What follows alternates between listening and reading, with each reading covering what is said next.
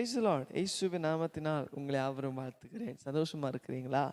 இந்த நாள்ல கூட ஆண்டவர் வேதத்திலிருந்து உங்களுக்காக ஒரு வசனத்தை நான் வாசித்து நான் ஜெபிக்க போகிறேன். வேதத்தில் பிலிப்பியன் சாப்டர் 4:13 இப்படி சொல்லப்பட்டிருக்கிறது. என்னை பலப்படுத்துகிற கிறிஸ்துவினாலே எல்லாவற்றையும் செய்ய எனக்கு பலன் உண்டு. ஆமென். அநேக வருஷங்களாக இந்த காரியத்தை செய்யணும்னு நினைக்கிறேன். ஆனா முடிய மாட்டேங்குதே.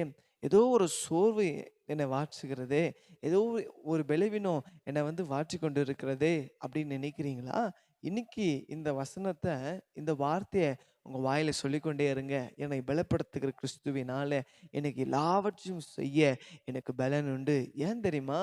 ஏசப்பா தான் நம்மளுக்கு பலப்படுத்துகிறவர். ஆமென். அவர் தான் நம்மை பலப்படுத்துகிற கிறிஸ்து. ஆமென்.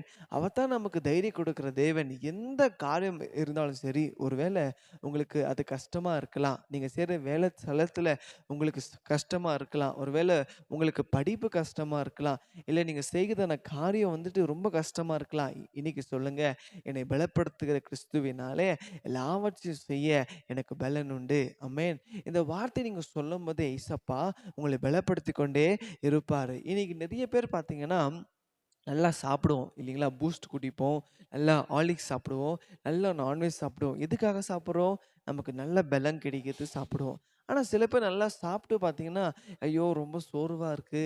ஏதோ ஒரு பலவீனமா இருக்குது. என்னை கட்டி போட்ட மாரி இருக்குது அப்படின்னு நீங்க சொல்லலாம். ஆனா ஆண்டவர் சொல்றாரு, தேவ பலத்தினால உங்கள நிரப்புவாரு. ஆமென். இந்த தேவ பலன் உங்களை நிரப்புச்சுன்னா, இந்த தேவ பலன் உங்க மேல வந்துச்சுன்னா, உங்களுக்குள்ள இருக்கிற எல்லா சோர்வுகள், எல்லா அசதிகளை கர்த்தர் என்ன பண்ணுவாரு? எடுத்து போடுவாரு. ஒரு உற்சாகத்தினால உங்களை நிரப்புவாரு. எந்த காரியம் உங்களால செய்ய முடியாதையோ, அந்த காரியத்தை கர்த்தர் உங்களை வச்சு செய்து காட்டுவார். ஏன் தெரியுமா? உங்களை பலப்படுத்துகிறது ஏசப்பா. ஆமென். அவர் அவர் உங்களை பலப்படுத்தும்போது, எல்லா காரியத்த அவர் லகுவாக நீங்க செய்து முடிக்க முடியும். நீங்க நினைக்கலாம், இந்த காரியம் பண்ணதுக்கு ரொம்ப கஷ்டம்ப்பா, இது ஆகாது அப்படின்னு நீங்க நினைக்கலாம். ஆனா ஆண்டவரால கூடும். ஏன் தெரியுமா?